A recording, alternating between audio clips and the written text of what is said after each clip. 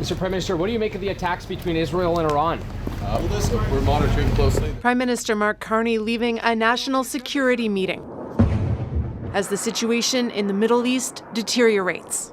Is this going to derail the G7? He and top cabinet ministers got an update as publicly Canada called for both sides to step back and avoid all-out war. We need to have a real and lasting peace, and that can only happen if people are talking with each other. Friday evening, Carney posted Canada's position on social media, saying Iran's nuclear program has long been a cause of grave concern, and its missile attacks across Israel threaten regional peace. Canada reaffirms Israel's right to defend itself and to ensure its security. We call on all parties to exercise maximum restraint and move towards a diplomatic resolution.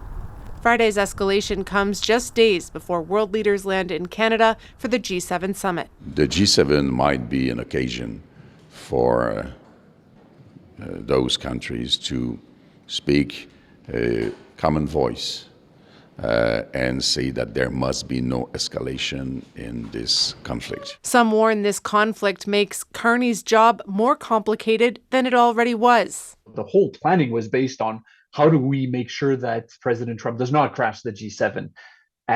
Now, with Israel's attack on Iran, the Israeli-Palestinian conflict, Iran-Israel dynamics have to be at least informally on the agenda.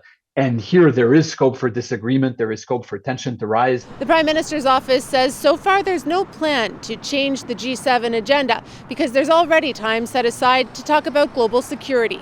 Kate McKenna, CBC News, Ottawa.